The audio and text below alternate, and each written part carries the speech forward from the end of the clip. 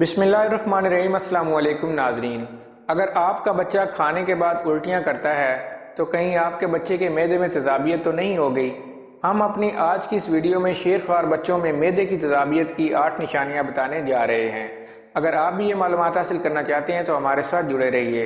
लेकिन वीडियो शुरू करने से पहले अगर आपने हमारे चैनल को सब्सक्राइब नहीं किया तो प्लीज़ हमारे चैनल को सब्सक्राइब करें, वीडियो को लाइक करें, शेयर करें। तो चलिए वीडियो शुरू करते हैं।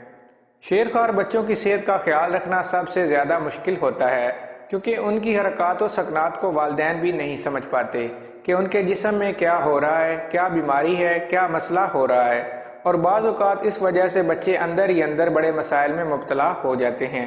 इसलिए सबसे आम मशवरा तो ये है कि आप बच्चों का हफ्ते में एक मरतबा अपने मुआलिज से मुआयना लाजमी करवाएं, क्योंकि आजकल बढ़ती बीमारियों के दौर में बच्चों की सेहत के साथ समझौता करना बिल्कुल भी दुरुस्त नहीं है।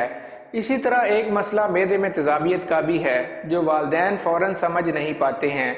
और शेरख्वार बच्चों में मैदे की तेज़ाबियत का मसला बहुत आम होता है और ऐसा उस वक्त होता है जब ग़िज़ा मैदे से वापस ग़िज़ा की नाली में आ जाती है। ग़िज़ा की नाली का निचला हिस्सा मैदे से मिलता है और खुराक उस नाली के ज़रिए हलक से मैदे तक पहुँचती है। वहीं दायरे नुमा LES मसल्स होते हैं जो खाना हजम ना होने की सूरत में बंद हो जाते हैं। यूं खाना पलट कर वापस आने लगता है। उल्टी, मतली और कै भी इसी वजह से होती है।